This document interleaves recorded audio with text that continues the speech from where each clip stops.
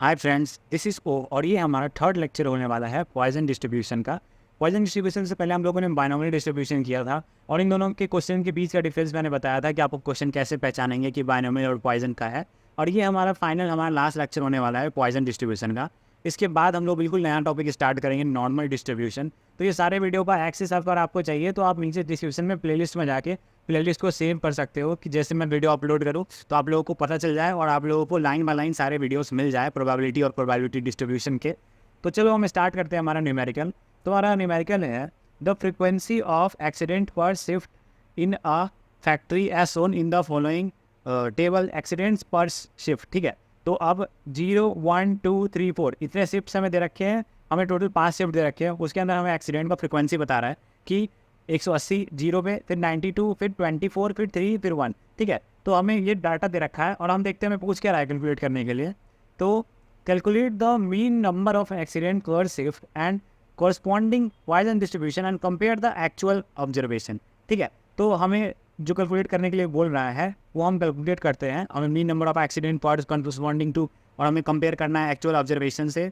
तो अब तक आप लोग समझ गए होगी कि इसके अंदर हम लोग सिंपली हमारा टेबल वगैरह बनाएंगे। ठीक है, और उससे हमारा एक्चुअल ऑब्जर्वेशन से भी हम एक्चुअल फ्रीक्वेंसी जिसको हम लोग पहले बोलते थे, बिल्कुल वो वाली चीज़ करनी है, नो डाउट वो वाली चीज़ करनी है। और हमारा मीन हम लोग फाइंड आउट करेंगे बहुत सिंपली। ठीक है, तो देखते हैं हमारा पहले तो हमें मीन कैलकुलेट करना है, फिर हमें एक्चुअल ऑब्जर्वेशन वाली चीज़ जो करनी है वो पूरा चीज़ हम लोग एक साथ करेंगे।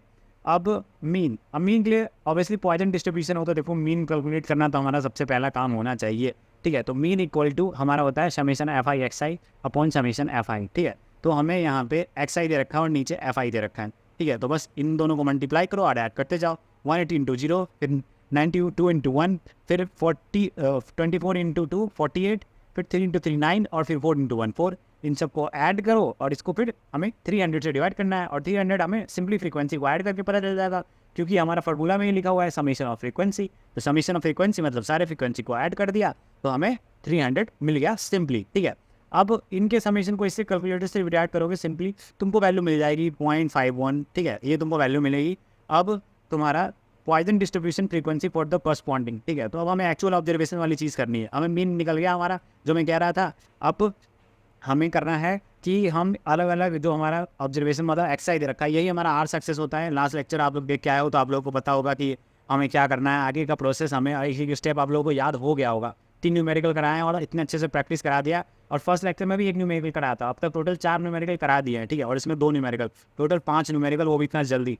ठीक है, तो अब हम आते हैं हमारे प्रोबेबिलिटी के जो फार्मूला है पॉइजन डिस्ट्रीब्यूशन के लिए, उसके लिए। अब देखो आर सक्सेस के लिए हमारा जब एक्चुअल जो है हमारा फ्रीक्वेंसी या एक्चुअल ऑब्जर्वेशन, उसके लिए हमारा कैपिटल एन इंटू एम के पावर आर ई के power minus M upon R factorial करना पड़ता है। तो बस हमें आर का वैल्यू 0 1 2 3 4 पता है। और आपको जो मैंने एक चीज़ बताई थी लास्ट लेक्चर में कि ई की पावर माइनस एम जो हो वो हम पहले कैलकुलेट कर लेंगे ताकि हमें वो बार बार कैलकुलेट ना करना पड़े, क्योंकि ई की पावर एम फिर आप कैलकुलेशन के अंदर पुट करोगे। जब नॉर्मल वैल्यूज़ है, नॉर्मल नंबर वाली वैल्यू है, उसके बीच में फिर ई की पावर माइनस एम बार बार कितना पुट करोगे। इससे अच्छा पहले नॉर्मल वैल्यू ले और सब में नॉर्मल वैल्यू पुट कर दो। ठीक है, तो ये आपको ई की पावर माइनस एम आपको मिल जाएगा। आपका जो एल एन करके होता है ये जो हमारा कैलकुलेटर होता है उसके ऊपर में होता है ये ई की पावर समथिंग, वो शिफ्ट दबाओगे फिर एल एन दबाओगे तो आपको ये ई की पावर मिल जाएगा। और उसके अंदर आप ई की पावर माइनस और आपका जो एम का वैल्यू आया है यहाँ पे 0.51, वो आप पुट करोगे ई की पावर माइनस 0.51 और आपको ये वैल्यू मिलेगी। ठीक है,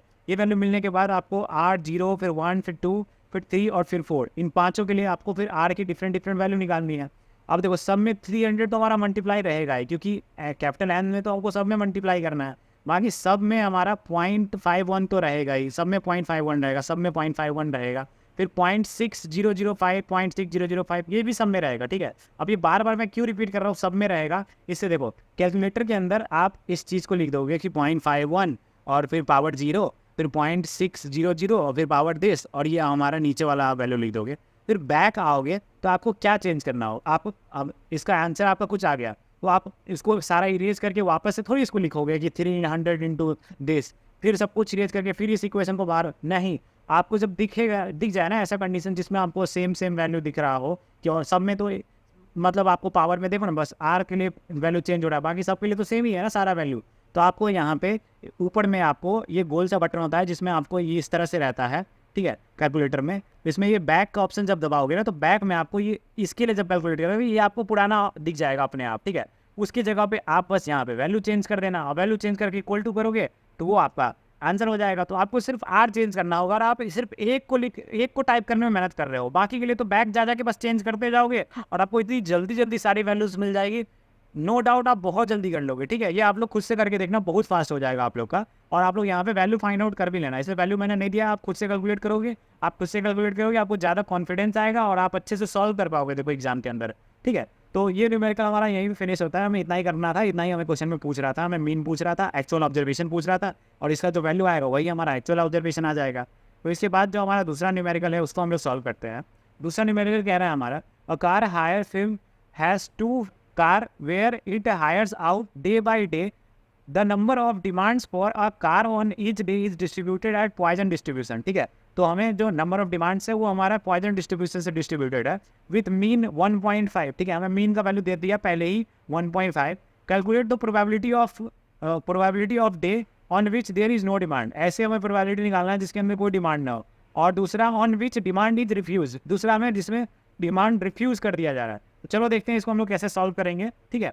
ये देखो हमें हर क्वेश्चन में अब तक मीन फाइंड आउट करना पड़ रहा है। इसमें हमें मीन दे दिया है और मीन का हमें फॉर्मूला पता है कि 1.5 इक्वल टू होता है NP, ठीक है। तो हम इसको सिंपली यहाँ पे नोट कर देंगे और इसके बाद हमारा e की पावर -1.5 हम लोग यहाँ पे पुट करेंगे, क्योंकि हमारा e की पावर m होता है ना, ये में काम आता है। इसलिए हमारे क्वेश्चन में पहला स्टेप करते हैं कि इसको फाइंड आउट करके यहाँ साइड में लिख लेते हैं, ठीक है।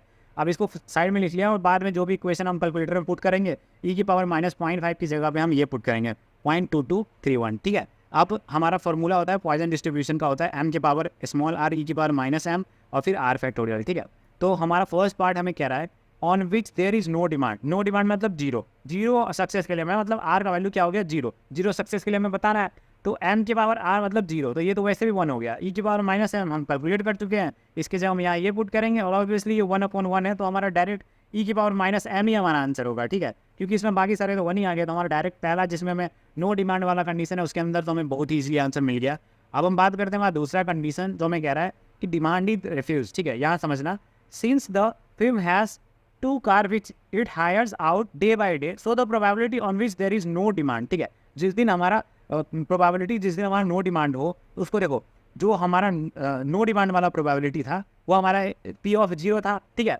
अब यहाँ पे 2 कार्स की बात कर रहा है, ठीक है। तो प्रोबेबिलिटी ऑफ 0, फिर 1 कार, फिर 2 कार, ठीक है। तो ये 3 कंडीशन को हम माइनस कर देंगे तो हमारा आसानी से रिफ्यूज वाला कंडीशन आ जाएगा, ठीक है। ये चीज़ तुम लोग समझ गए कि हमें यहाँ पे नो डिमांड वाला P(0) पता है, कहाँ गया, एक सेकेंड, हाँ, P(0) के लिए हमने फाइंड आउट किया है, तो उसको हम डायरेक्ट यहाँ पे पुट कर सकते हैं। और P(1) और P(2), P(1) और P(2) का हमें सिंपली कैलकुलेट करना होगा और उसको 1 में से माइनस कर देना होगा, तो रिफ्यूज वाला कंडीशन आ जाएगा, ठीक है। अब हमारा ये 1 में से हम उसको माइनस कर देंगे तो हमारा रिफ्यूज कंडीशन आएगा।